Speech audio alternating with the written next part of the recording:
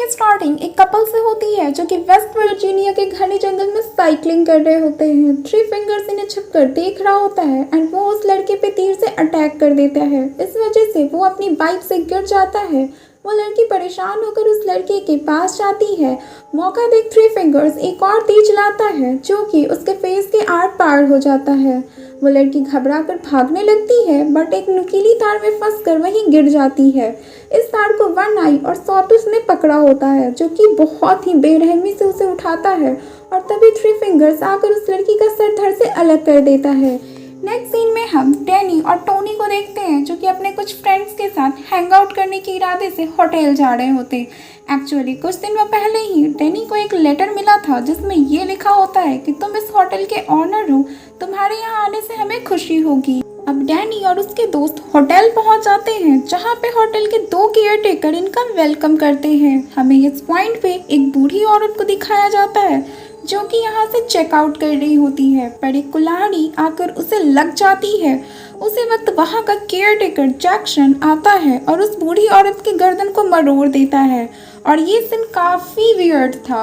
अब रात हो जाती है और हम होटल के केयरटेकर जैक्सन को जंगल में जाता देखते हैं जो कि इन तीनों भाइयों से मिलता है और उन्हें समझाता है कि उन्हें उस बूढ़ी औरत को इस तरह नहीं मारना चाहिए था।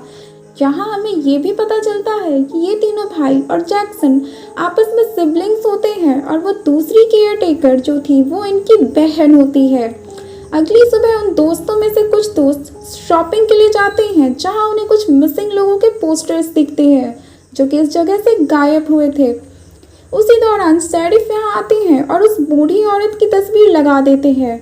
होटल के अंदर जैक्सन डैनी को डिफरेंट हथियार दिखाता है और वो लोग शिकार करने चले जाते हैं। वहाँ इन्हें एक हिरन नजर आती है और जैक्सन डैनी को शिकार करना सिखाता है बट जैक्सन के इंटेंशन तो कुछ और ही थे। डैनी हिरन का शिकार करता है और दूसरी तरफ थ्री फिंगर्स शेरिफ को तीर से मारकर उसका शिकार करता है। डैनी की क्लोज फ्रेंड टोनी काफ़ी घबरा जाती है और वह अपने एक दोस्त को उसे ढूंढने के लिए जंगल की ओर भेजती है। जब वह दोस्त जंगल पहुंचता है तो वह उस हिरन को देखता है जिसे सॉटूथ बुरी तरीके से खा रहा होता है। वो घबरा कर भागने लगता है और अचानक ही डैनी से टकराकर दोनों नीचे ढलान से गिर जाते हैं जहां डैनी नुकीली तारों से जख्मी हो जाता है। तभी जैक्सन आकर उसकी हेल्प करता है और उसे बचाकर अपने होटल ले जाता है। अगली सुबह डैनी वॉशरूम में अपनी सारी दवाइयों को फ्लश कर देता है। दरअसल वो हाइपरटेंशन का मरीज था जिस कारण वो दवाइयाँ लिया करता था। पिछले दिन उसने हिरन का शिकार किया था और उसे ये एक्सपीरियंस काफ़ी अच्छा लगा था और अब वह उसे इन दवाइयों की ज़रूरत नहीं थी।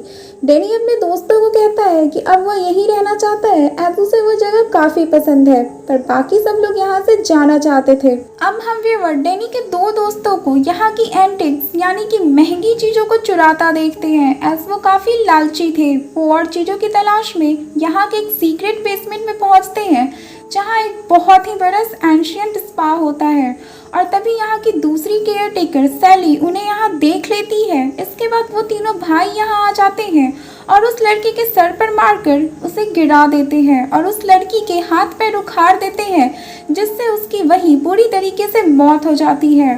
वो इस लड़के को भी मारने लगते हैं पर सैली उन्हें रोक देती है और उसे अपने रूम में ले जाकर उसके मुंह पे कपड़ा डालकर उसका दम घोंटकर मार देती है। नेक्स्ट सीन में इस होटल के केयरटेकर जैक्सन और सैली डैनी से कहते हैं कि मैं तुम्हें अपनी बाकी की फैमिली से मिलवाना चाहता हूँ, जिस पर डैनी तैयार हो जाता है और वो डैनी को लेकर जंगल के एक छोटे से गांव में चले जाते हैं जहाँ काफ़ी सारे डिफॉर्म लोग बैठे होते हैं। ये केयरटेकर डैनी को एक ड्रग्स देते हैं और उसे डिटेल में समझाते हैं कि ये डिफॉर्म लोग उसकी ही फैमिली है जो कि प्योर ब्लड नहीं है। तुम और सैली एक प्योर ब्लड हो और अगर तुम दोनों की शादी हो जाती है तो तुम्हारे फ्यूचर जनरेशन थ्री फिंगर्स के जैसे ही होंगे, यानी कि वो डिफॉर्म लोगों की जनरेशन को बढ़ाना चाहते थे।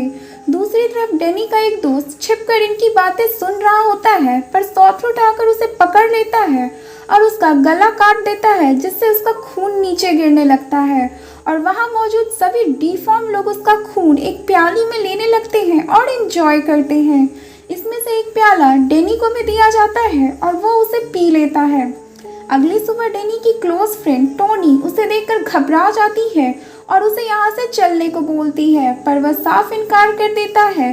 उसके दोस्त शहर जाने से पहले किचन में जाते हैं जहां उन्हें एक आदमी इंसानी मांस को काट रहा और फ्राई कर रहा दिखता है। तभी इनकी नज़र फ्रीजर पे पड़ती है जिसमें इनके ही एक दोस्त का कटा सर होता है। ये लोग जल्दी से यहाँ से भागने लगते हैं पर वो थ्री ब्रदर्स इनके पीछे पड़ जाते हैं और इसी दौरान इनमें से एक दोस्त पकड़ा जाता है। वो उसके मुंह पर पाइप सा लगा देते हैं और पानी भरने लगते हैं। पानी के ज्यादा प्रेशर होने के कारण उसका पेट फट जाता है। अब हम दूसरे दोस्त को देखते हैं जो कि उन तीनों भाइयों से बचकर भाग चुका था, बट उसका पैर एक बियर ट्रैप में फंस जाता है और वो वहीं गिर जाता है और वो तीनों भाई आकर उसे पकड़ लेते हैं और उसके सर पे मारकर वहीं खत्म कर देते हैं। अब डैनी की क्लोज फ्रेंड टोनी गन लेकर डैनी को खोजने लगती है और खोजते खोजते वह उसी बेसमेंट के स्पा में पहुंच जाती है जहां उसे सैली नजर आती है, जहां इनकी आपस में काफी फाइट होती है। फाइनली टोनी सैली का मुंह पानी में डाल देती है और उसे वहीं शूट कर देती है। उसी वक्त वहां डैनी आ जाता है और वह टोनी से गन छीन लेता है और फिर सैली को चेक करता है कि वह जिंदा है या मर गई। डैनी टोनी को कहता है कि तुम यहाँ से भाग जाओ। जब टोनी वहाँ से भाग रही होती है तभी वह दूसरा केयरटेकर जैक्सन उसका पीछा करता है और इन दोनों में लड़ाई होती है और टोनी एक चाबी की हेल्प से उसकी आंखें फोड़ देती है और बड़ी ही बेदर्दी से उसे मार डालती है। अचानक ही डैनी आकर अपनी ही क्लोज फ्रेंड टोनी पर बंदूक तान देता है क्योंकि अब वो भी नहीं चाहता था कि टोनी जिंदा बचे, एज वह उसकी फैमिली की रात जान चुकी थी। इसी वक्त थ्री फिंगर्स और उसके भाई वहां आ जाते हैं और डैनी अपनी फ्रेंड और फैमिली में से अपनी फैमिली को चुनता है। तभी थ्री फिंगर्स टोनी को वहीं मार डालता है। अब कहानी कुछ दिनों की बात की दिखाई जाती है जहां डैनी होटल में गेस्ट का वेलकम कर रहा होता है, पर वहां होटल की आड़ में इंसानों को मारा जा रहा था। जैसा कि हम व्यूअर उन तीन ब्रदर्स को इंसानी मांस को काटता देखते हैं और मूवी यही खत्म हो जाती है।